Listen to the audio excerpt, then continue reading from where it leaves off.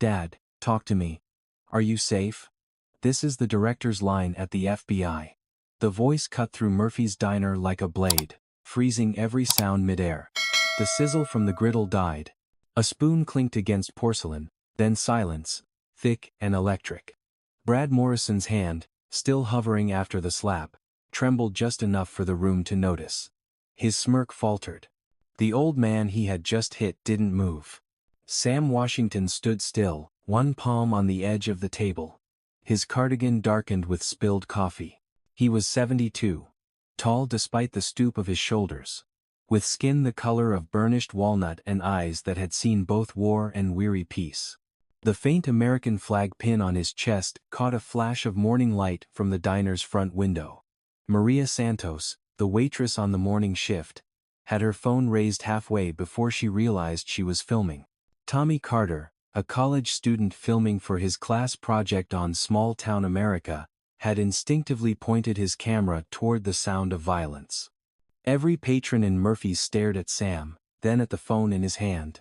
From the tiny speaker, the voice came again, steady, authoritative, carrying the weight of a man used to giving orders. "Dad, I'm sending a car. Agents are en route." The words turned the air colder. Someone whispered, "Did he just say FBI?" Brad stepped back, eyes darting, as if the initials alone had power. Maria set her coffee pot down, her heart pounding. The old man still hadn't moved. Sam looked up slowly, met Brad's eyes, and said softly, "You don't need to call anyone, son. I'm fine."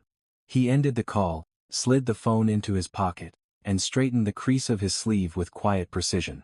"Sir," Maria said, voice shaking, "should I call the police?" Sam's answer was calm. "They'll be here soon enough." He reached for a napkin, wiped the coffee from his hand, and sat back down as if nothing had happened. Brad took a half step forward, his pride warring with fear. "You can't," he started. But the sentence broke apart under the weight of the moment. Outside, sirens wailed faintly in the distance. "Please," Maria said. "Just sit down. It's over." "Over?" Sam's voice was quiet. But every person in the diner heard it. Nothing's ever over until people learn what respect means. He looked around the room at Maria's frightened eyes, at Tommy's shaking hands on the camera, at the patrons pretending not to stare. "You all saw what happened," he said evenly. "Don't look away now." The sirens grew closer. Brad muttered something, grabbed his jacket, and pushed toward the door. Tommy stepped aside, camera still rolling. Outside, the street was filling with morning light and a single police cruiser. Brad hesitated, realizing for the first time that leaving might be worse than staying. "Sir," one of the regulars whispered to Sam. "You really the FBI director's dad?" Sam exhaled, his cheek still burning, the shape of the slap imprinted deeper than skin. "He's my son," he said. "But today, that's not what matters." The cruiser stopped outside. Two uniformed officers stepped in, one of them looking too young to shave. "Morning," the taller officer said carefully. "We got a disturbance call." Maria spoke up first. "This man was attacked," she said, pointing at Sam. "Unprovoked. I saw it." Tommy lifted his camera. "It's all here." Brad swallowed hard, his eyes flicking between the officers and the old man. "It was a misunderstanding," he stammered. "We were just talking. Things got heated." The younger officer glanced at Sam. "Sir, are you injured?" "I've been through worse," Sam said. "But yes. He hit me." The words were simple, unadorned. But they carried the full weight of decades of service, of patience, of knowing exactly when to stand tall. The older officer gestured to Brad. "Sir, I'm going to need you to step outside." Brad looked as though he might argue, then saw the cell phones pointed his way and thought better of it. The door closed behind them with a soft jingle of the diner bell. Inside, no one spoke for several seconds. The smell of burnt toast and spilled coffee hung in the air. Sam looked down at the table, at the cracked ceramic mug that had once been full, and righted it with care. Maria moved closer, her voice hushed. "Mr. Washington, I'm so sorry. You shouldn't have to go through that." Sam shook his head. "It's not the first time someone's tested my patience. But it might be the last time I let it pass." He reached into his wallet, pulled out a few bills. and set them under the saucer. "Keep the change, Maria. You don't owe me anything." "No," he said, standing. "But respect's worth paying for." Outside, the light had shifted, the street alive with murmurs. The first reporters were already gathering near the sidewalk, cameras glinting. A couple of locals pointed, whispering. Tommy followed Sam out, microphone still attached to his jacket. "Sir, if you don't mind, can I ask who you really are?"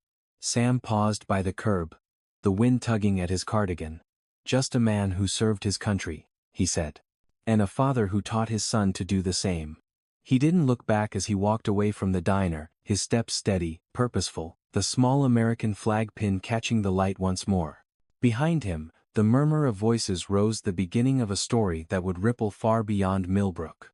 Inside, Maria leaned against the counter, trembling slightly. The coffee machine hissed back to life, releasing a puff of steam like a sigh. She looked at Tommy's footage playing back on his camera. The slap, the stillness. The moment the phone call changed everything. "You think he meant it?" she asked quietly. Tommy nodded, eyes still on the screen. Every word. From the window, they watched the cruiser pull away with Brad inside, his face pale, his hands fidgeting. Down the street, Sam Washington disappeared into the bright Ohio morning, the faint rhythm of his cane tapping against the pavement like a slow, steady heartbeat. He wasn't running. He never did. He was, as always, moving forward towards something that looked a lot like justice. By the time the news vans started circling Murphy's diner, the sun was high enough to bleach the color out of Main Street. Maria wiped the same corner of the counter over and over, pretending to clean while the reporters outside jostled for angles. Her phone wouldn't stop buzzing calls from people she hadn't heard from in years, some offering support, others warning her to take the video down. The live stream from that morning had passed 3 million views. She looked up as Sam Washington pushed open the door again. It had been barely 2 hours since he'd left, but he looked as if years had weighed on his shoulders. "Coffee, black," he said simply. She poured it without asking, setting it before him on the counter. "You sure you want to be back here, Mr. Washington? They've been hounding me since sunrise." He smiled faintly. "If I stop coming, they'll think they ran me off. I've been run off before." He took a slow sip, as if the world outside didn't exist. Maria leaned closer. "They said the sheriff was here earlier." She talked to the owner. "Told him not to press charges." Sam nodded. "Sheriff Hayes. I know her kind. She'll call it a misunderstanding. A moment of poor judgment. Anything but what it was." Maria hesitated, lowering her voice. "They said your son's the head of the FBI. Is that true?" He didn't look up. He earned his position. But that's his story. This one's mine. The diner door chimed again. Tommy Carter slipped in, camera slung over his shoulder. Eyes bright with both fear and determination. "Mr. Washington," he said, "the footage is everywhere. CNN, Fox, TikTok, you name it.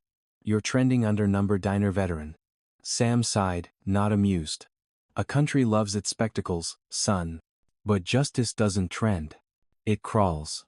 Tommy perched on a stool beside him. "The sheriff says it's under investigation, but the mayor's office released a statement, calls it a heated disagreement. No mention of the slap, no hate crime. Nothing." "That's not surprising," Sam said. "Millbrook's good at pretending its ghosts don't exist." Outside, a crowd was forming, locals, some holding signs that read "Justice for Sam," others muttering that things were getting out of hand. The town had split overnight, as small towns do, half defending their own, half realizing who their own had become. Sam gazed at the reflection in the diner window, the old brick courthouse across the street. The flag fluttering weakly in the autumn wind. "I fought under that flag," he murmured. "Lost brothers under it. Strange how it still has to prove itself." Maria looked at him, unsure what to say. "You shouldn't have to explain yourself to anyone."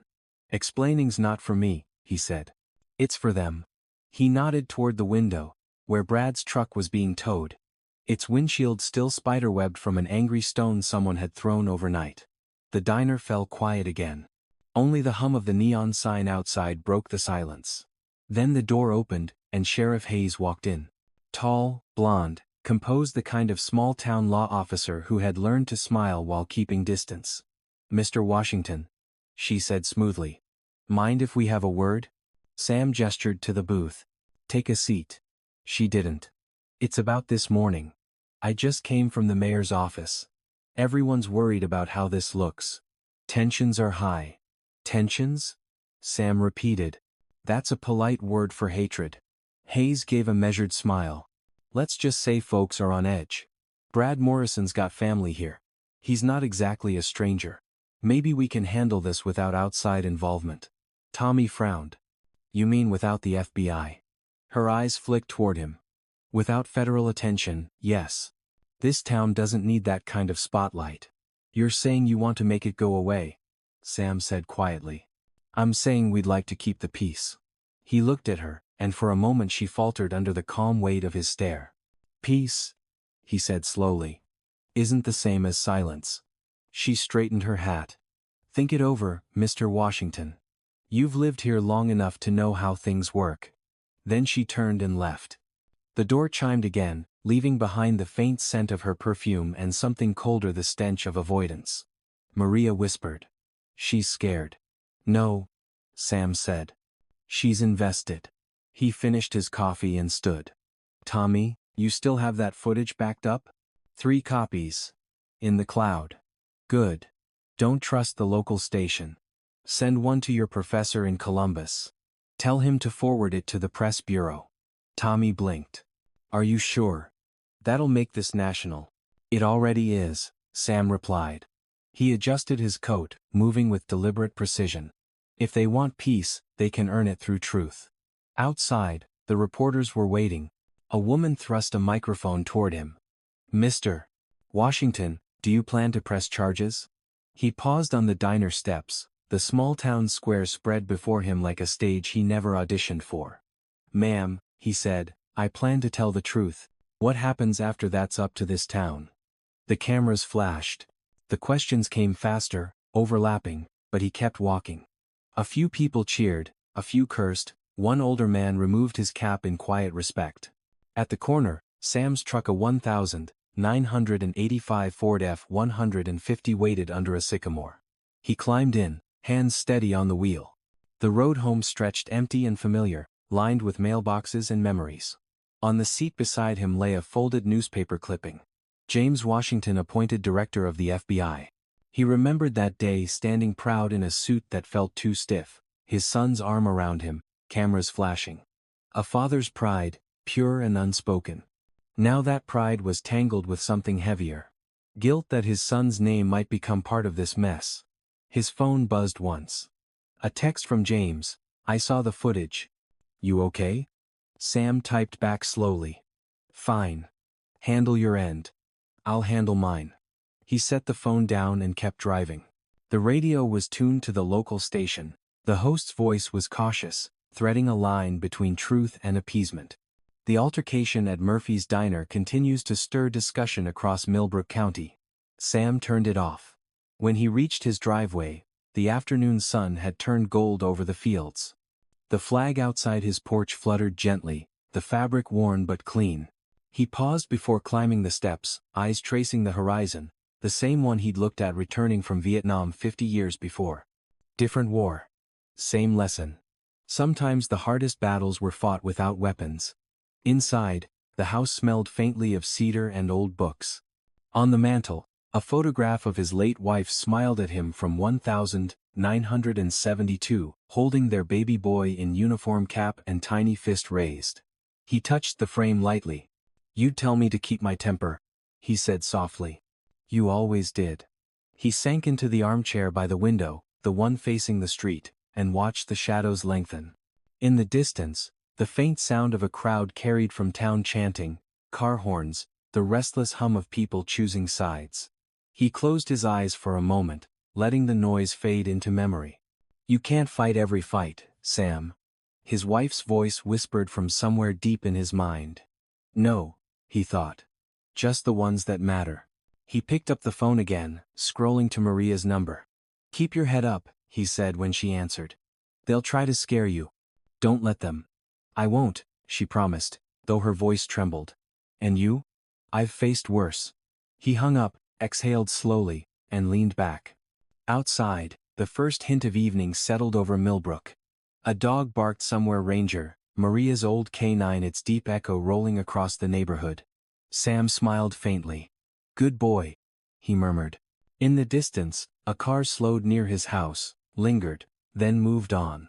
He watched its taillights disappear, a knot tightening in his chest. He knew the look of surveillance. He'd lived enough years to recognize intimidation disguised as curiosity. But he wasn't leaving. Not again. Not this time.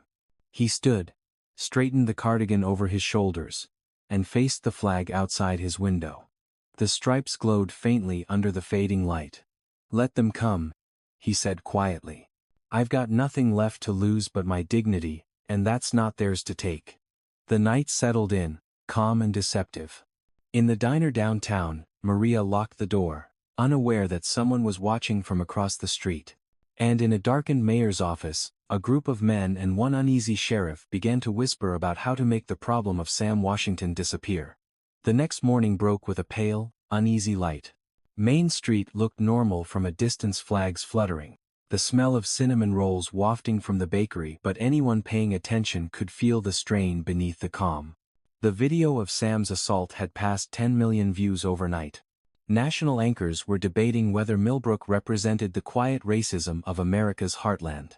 Inside Murphy's diner, Maria wiped down tables while trying to ignore the reporters peering through the window. Her manager had quit that morning, claiming he didn't need this kind of trouble. Tommy was already there, hunched over his laptop, headphones on, sorting through raw footage. It's worse than I thought, he said when Maria walked by. They're scrubbing local servers. The town hall website's been down since midnight. Somebody's cleaning house.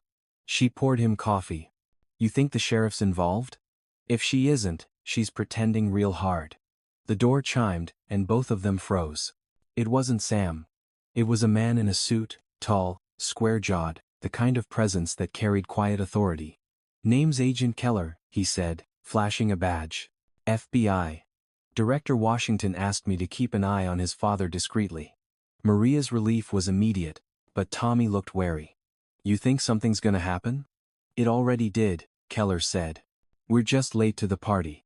At that same hour, across town, Sam sat at his kitchen table, reading the local paper. The headline was slick with avoidance. Community disagreement sparks debate. Beneath it, a smiling photo of Mayor Thompson shaking hands with Brad Morrison outside the courthouse. The caption read, "A town unites in healing." Sam's fingers tightened on the paper until it tore. Healing, he thought. That's one way to bury a wound. His phone buzzed. Unknown number. He answered cautiously. Mr. Washington? The voice was low, nervous. This is Mrs. Patterson, the mayor's wife. We need to talk. Then let's talk. Not on the phone. Too many years. The old train depot. 1 o'clock. The line went dead. He stared at the phone, his instincts stirring. After a lifetime of service, he knew the tone of fear when he heard it. He folded the paper neatly, placed it beside the Purple Heart on the counter, and grabbed his coat. Driving through Millbrook, he noticed how the town looked the same but wasn't. People turned away as his truck passed. Some waved awkwardly, others just watched. The town that had once greeted him as the quiet veteran on Elm Street now treated him like a problem no one wanted to touch. When he arrived at the depot, Mrs. Patterson was already there, wrapped in a shawl, eyes darting nervously. "Thank you for coming," she said. "I shouldn't even be seen with you." "Then why are you?" "Because my husband's been meeting with Morrison and the developers from out of town. They want to gentrify the South End, new condos, no low-income housing. They needed a distraction when protests started about displacement. And when you got attacked, they saw an opportunity. They're trying to paint it as an isolated incident, so no one looks deeper." Sam's jaw tightened. "And the sheriff?" "She's been told to keep things manageable." Mrs. Patterson pulled an envelope from her purse. "Emails. Meeting notes. If something happens to me, people need to know." She pressed it into his hand and walked away before he could respond. He stood there for a long moment, feeling the weight of the papers. The wind carried the distant sound of a train horn, a relic of a time when leaving was easy. He wasn't leaving. At dusk, Maria locked the diner. Tommy packed up his gear, frowning at a notification on his phone. "They're calling you a liar online," he said. "There's a fake account using your name, posting stuff about stirring racial division." Maria swallowed hard. "They're trying to flip the story." "They're scared," Tommy said. "That's why they're loud." A shadow crossed the window.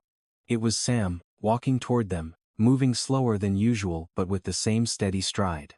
"You two need to hear this," he said, stepping inside. He laid the envelope on the counter. "Proof that this isn't just about a slap. It's about money, power, and silence."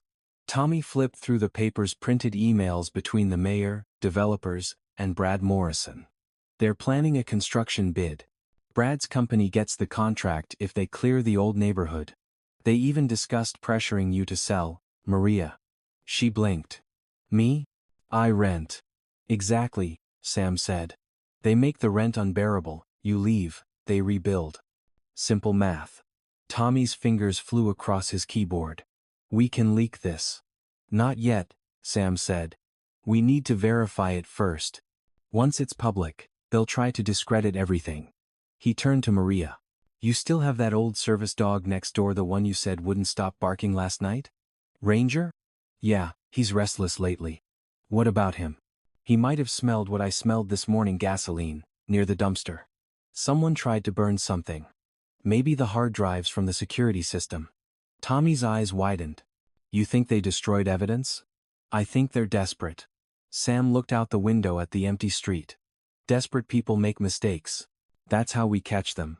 Across town, in the mayor's office, a different meeting was taking place.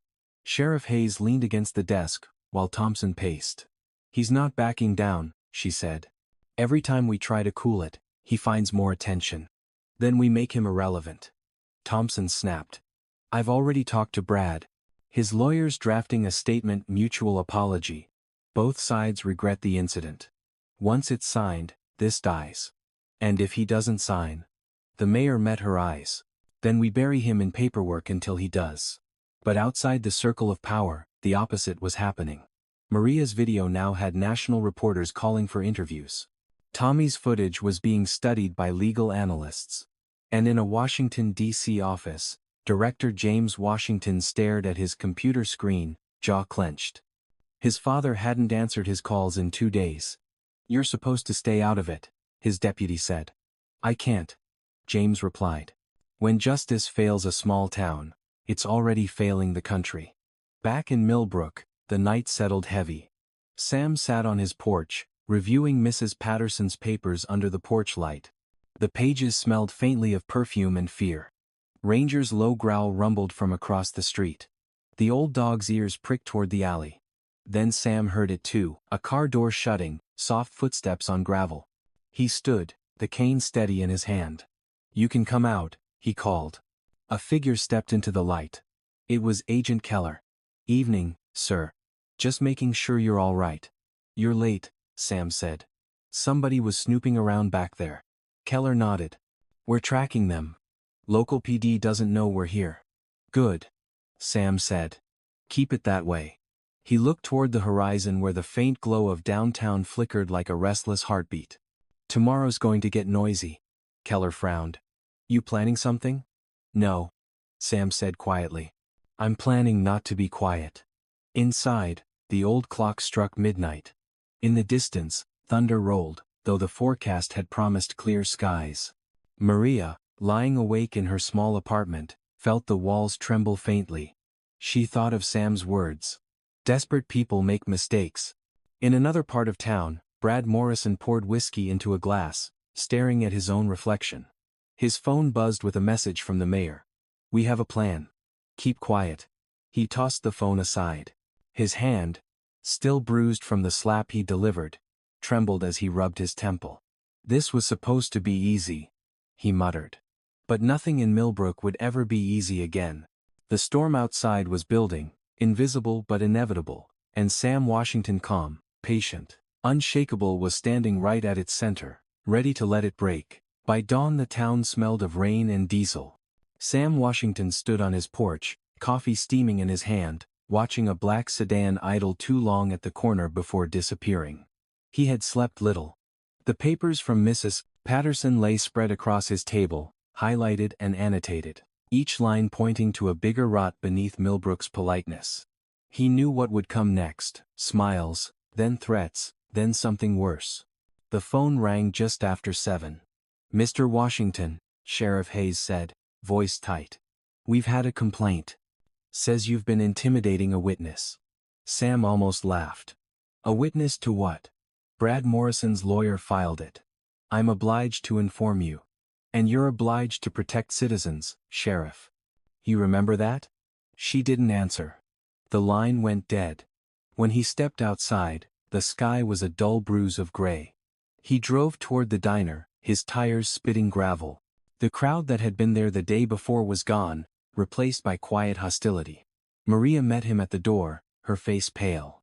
"They hacked Tommy's account," she whispered. "Someone posted a fake apology under his name, says we made it up for attention."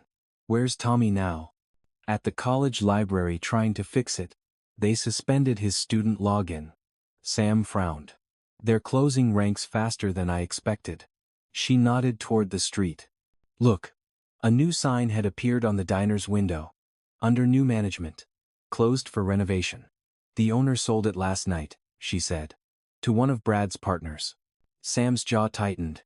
"They're trying to erase the scene." "What do we do?" "We document everything," he said. "Every lie, every move." They spent the morning copying files, photographing the papers Mrs. Patterson had given him. By noon, the clouds opened and rain began to fall, washing the dust off Main Street and turning it into mirrors. Across town, Mayor Thompson paced his office. "This is getting out of control," he snapped at Hayes. "First the diner, now this nonsense about developers. The FBI's sniffing around."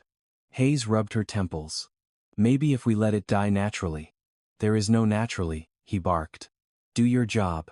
Make sure Washington backs down." Quietly. But when she left the office, the sheriff's stomach churned. She wasn't sure which side of the law she was standing on anymore. That evening, Tommy burst into Maria's apartment, soaked and breathless. "They broke into my dorm room," he said. "Laptop's gone. My backup drives too. Did you call campus security?" "They said they'd look into it." He slumped into a chair. "They're scrubbing everything." Sam, sitting in the corner with a folder on his lap, didn't look surprised. "That means the truth scared them." He flipped a page toward Tommy. "We still have these emails. And Ranger's timestamps from last night." Maria frowned. "You really think a dog can help?" He smelled gasoline, and he barked at a specific time. "I recorded it on my phone. It matches when the diner cameras went dark. That's probable cause in any real investigation. But this town doesn't do real investigations." Tommy muttered. "Then we take it higher," Sam said. His voice was calm, almost too calm. "My son doesn't want to interfere. But I can't pretend this is just another bad day in America." Outside, thunder rolled again. The lights flickered. Maria moved to the window and froze. "Mr. Washington," she whispered. "There's someone out there." Two men stood by a pickup, pretending to fix something under the hood but glancing up too often. Sam walked to the door, opening it just enough for the rain to hit his face. "Evening, boys," he called. "Truck giving you trouble?" They didn't answer. After a moment, they got in and drove off. Tires hissing on wet asphalt. He turned back inside, soaked but steady. "They won't try anything yet," he said. "They still believe fear works." Later that night, while the others slept, he sat alone with his thoughts. The thunder outside reminded him of Artillery Vietnam, 1970, the smell of smoke and blood and wet jungle. He remembered holding a friend's hand as he bled out, whispering, "Don't let them forget me." That promise had followed him home, echoing every time he saw injustice disguised as civility. Near midnight, his phone buzzed. A text. "Back off or lose everything." No name, no number. Just the message. He smiled grimly. "They really don't know me," he murmured. The next morning, the town woke to vandalism. Sam's garage was spray-painted with the words "Go home, old man." Maria's mailbox was smashed. Tommy's tires were slashed. The local radio station ran a segment calling the whole incident A clash of opinions. And in the mayor's office, someone finally panicked. Mrs. Patterson confronted her husband, voice shaking. "You're destroying people's lives for a deal." He poured himself coffee. "You think this town runs on feelings? It runs on money.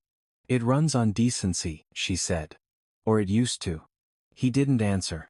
That afternoon, Maria and Tommy met Sam at the community center, where they spread their evidence on a folding table. "We can't rely on local police," Tommy said. "What about the state attorney?" "They'll drag it out," Sam replied. "But there's another way. Town hall meeting tonight, public forum. We take it straight to the people. Let them see everything." Maria bit her lip. "That could get ugly." "It's already ugly," he said. "At least this way. The lights are on." Evening fell heavy and humid. The community center overflowed, half the town packed inside, half outside under umbrellas. The mayor sat at the front, flanked by Sheriff Hayes and Brad Morrison, now wearing a suit and fake humility. Cameras lined the back wall. Sam stepped up to the microphone. "My name is Samuel Washington," he began. Voice deep but even. "I served this country for 40 years.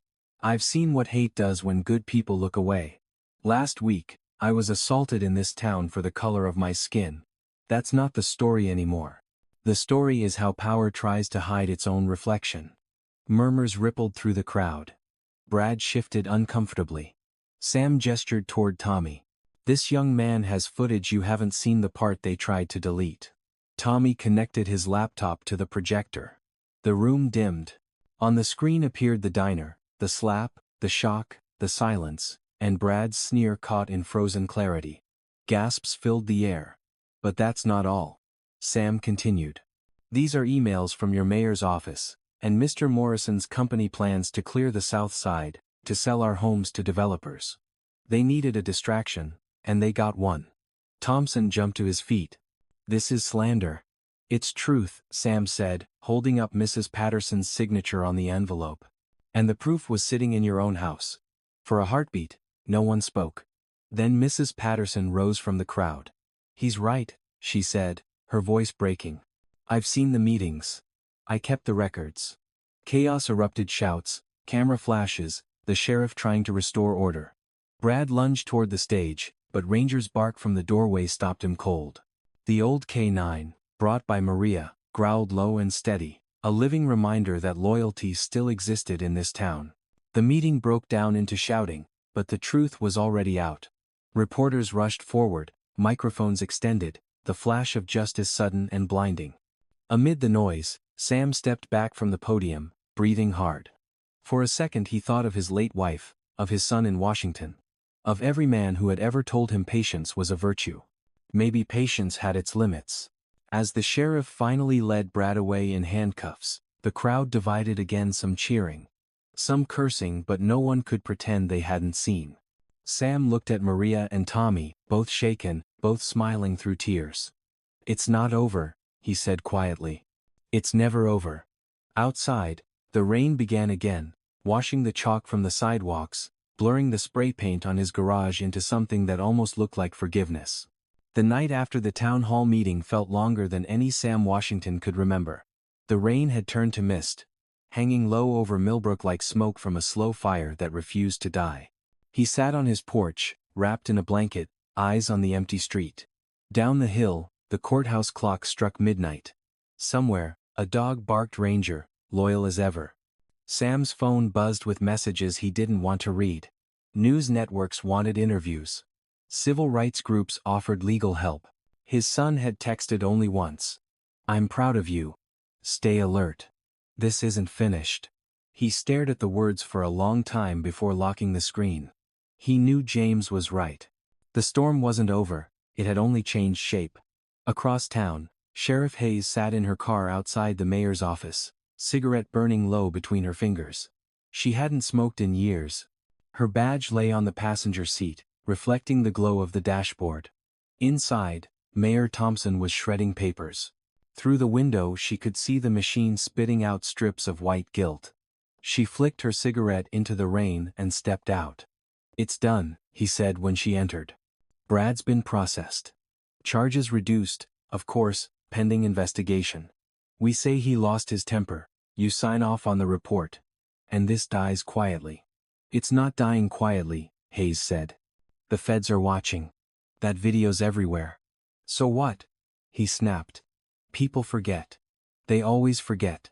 She looked at him, seeing the exhaustion behind the arrogance, the small-town man who had mistaken money for power. Maybe this time they won't, she said, and left him standing in the hum of the shredder. By morning, the internet had turned Millbrook into a symbol. The diner scene was now a meme, a movement, a mirror reflecting everything people wanted to believe or deny about their country. Outside the courthouse, news trucks lined the street. Maria and Tommy stood among them, faces pale but determined. Maria held a folder of receipts, Tommy his camera. They'll try to twist it again, she said. Let them try, Tommy answered.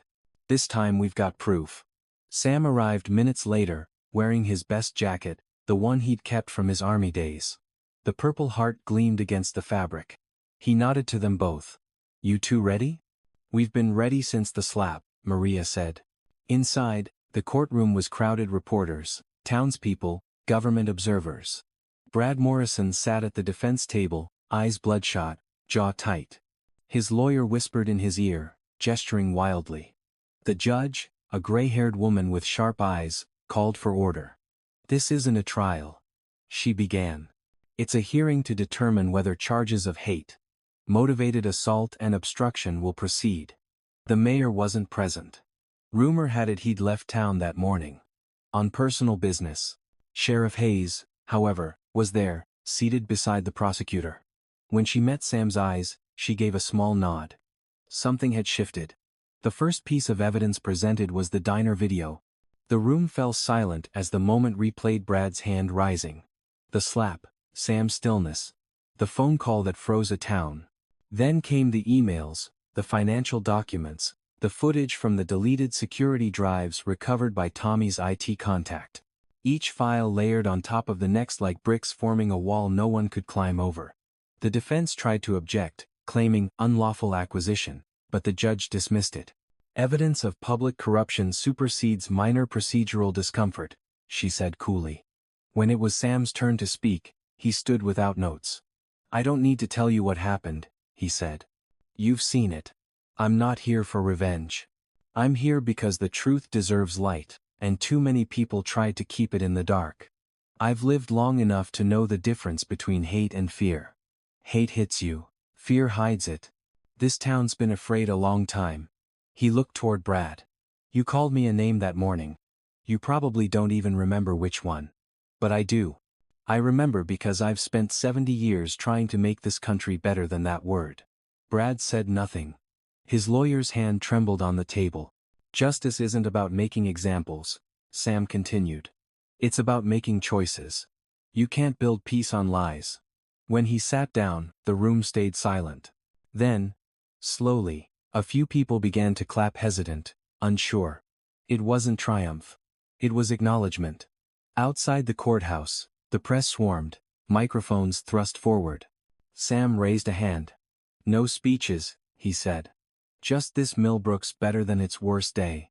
He walked through the crowd, head high, the noise behind him fading like an old battle song. That night, he returned home to find his porch light smashed. A note lay under the door. You think this changes anything? He picked it up, crumpled it, and tossed it into the fireplace. No, he murmured. But it starts something.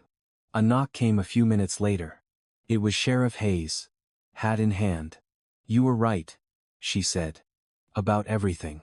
The FBI's been in contact. Your son sent agents to review the case files. They're looking into the mayor's contracts. That'll take time, Sam said. Justice always does. She hesitated. You ever regret not fighting back?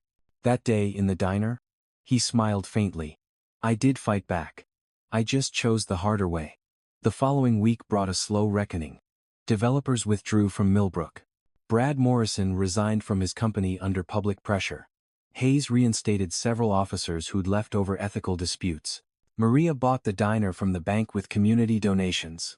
The new sign went up quietly one Sunday morning. Murphy's Diner. A place for everyone. On the day it reopened, Sam sat in his old booth. The crowd was smaller now, no reporters, no flashbulbs. Just neighbors. Maria poured his coffee and said softly, "Feels different. Doesn't it?" "Feels honest," he replied. "That's enough." Tommy slid into the booth across from him, camera off for once. "They're calling you a hero," he said. "I'm just a man who got tired of being quiet. Sometimes that's what heroes are." Sam smiled. "Don't say that too loud. My son will start expecting me to run for office." They laughed. The kind of laughter that comes after too much silence. Ranger dozed under the table, his paws twitching in sleep. Outside, the town was healing, not through speeches but through small acts. A door held open. A wave across the street. The kind of ordinary grace that doesn't make headlines. As afternoon light spilled through the windows, Sam looked around the diner, remembering the morning it all began. The same booth, the same smell of coffee, but something invisible had changed. People met his eyes now. They nodded, not in pity, but in respect. He thought of his wife, of the promise he'd made years ago to live with dignity no matter how the world treated him. He lifted his cup. "To small victories," he said quietly. Maria and Tommy raised theirs. "To truth," Maria added.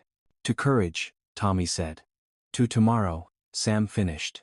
The bell above the door jingled as another customer entered, a teenage boy with a skateboard, wet from the rain. He looked nervous until Maria smiled and waved him in. Sam watched, a warmth spreading through his chest. "You see that?" he said softly.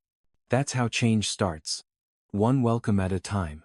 As evening settled, he stepped outside, the flag over the diner rippling in the breeze. He fastened the collar of his jacket and looked toward the horizon, where the last light of day touched the rooftops.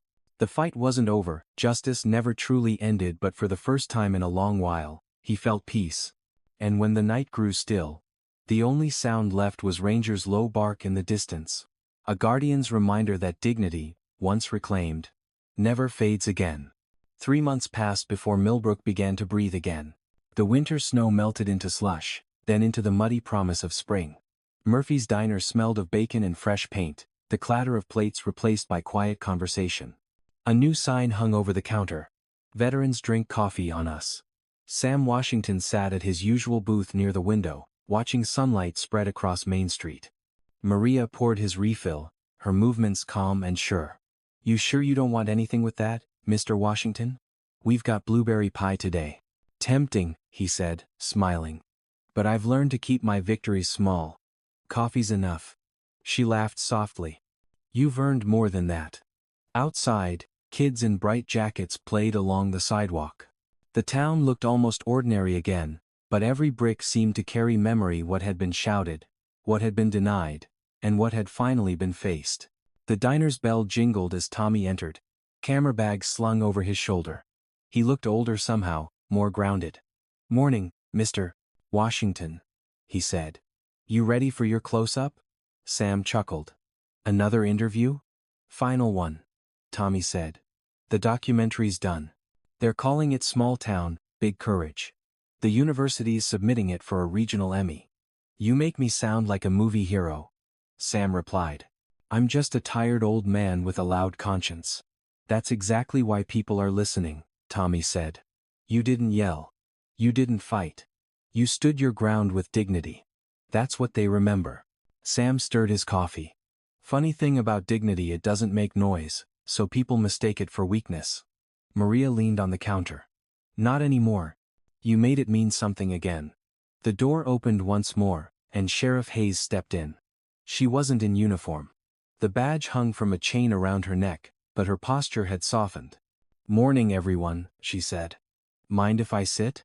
Maria gestured to the booth. "Always a seat for you, Sheriff." "Patricia's fine," Hayes said.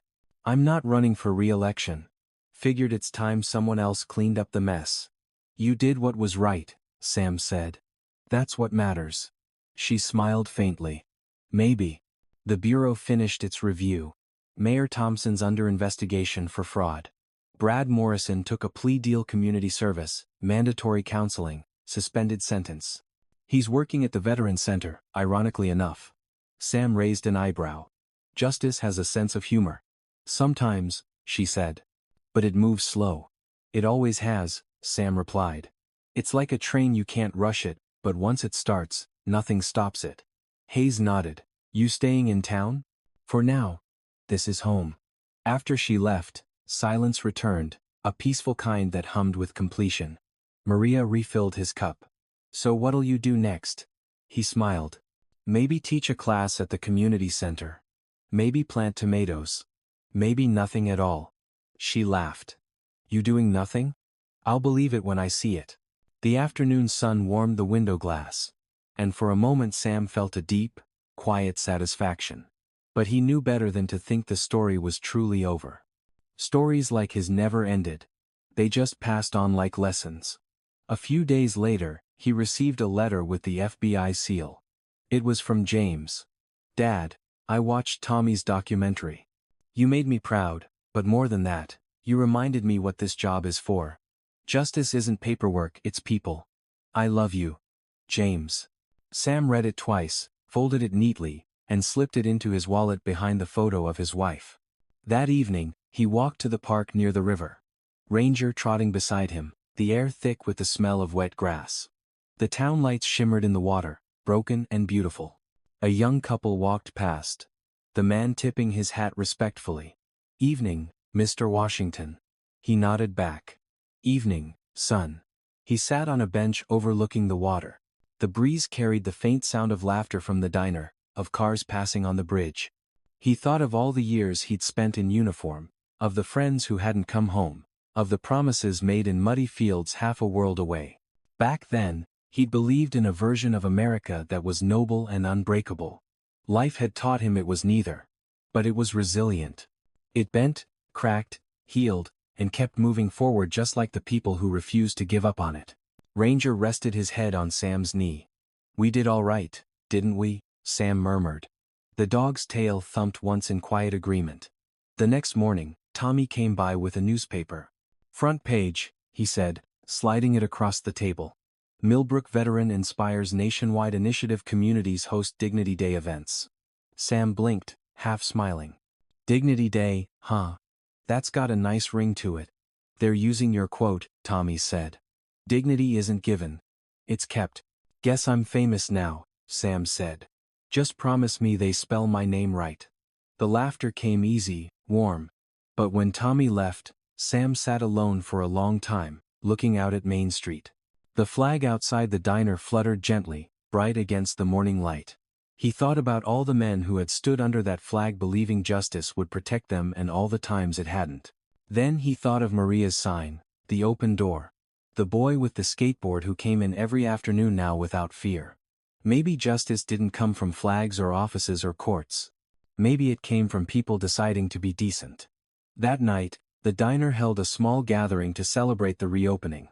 Locals filled the booths, laughter mixing with the smell of fried chicken and pie. Maria had baked a special cake. White frosting with blue letters. To courage and kindness. She cut the first slice and handed it to Sam. For you, she said. For reminding us who we are. He took the plate, his throat tightening. For all of us, he said. No one stands alone. As the evening wound down, he stepped outside. The street was quiet except for the sound of distant crickets. The neon sign above the diner flickered softly, casting red light across the sidewalk. He touched the small flag pin on his lapel, the same one he'd worn that day of the slap. It gleamed faintly under the lamplight. Justice isn't always fair, he whispered. But it's always worth fighting for. A passing breeze carried his words down the street, past the courthouse, past the houses. As if the town itself was listening. Ranger sat beside him, head high, watching the horizon. In the distance, church bells chimed 9 times. The air smelled of spring and second chances. Sam took one last look at the diner, at the people inside laughing over pie, at Maria closing the register, at Tommy reviewing footage of the night. Then he turned toward home, his steps slow but steady, the weight on his shoulders finally easing. Behind him, the sign above the diner glowed brighter. A place for everyone. He smiled to himself, knowing the story would outlive him not as a tale of anger, but as proof that decency, once awakened, could light an entire town. And as he disappeared into the quiet night, The soft echo of his cane on the pavement sounded less like burden and more like a heartbeat steady, enduring. A rhythm that whispered into the dark.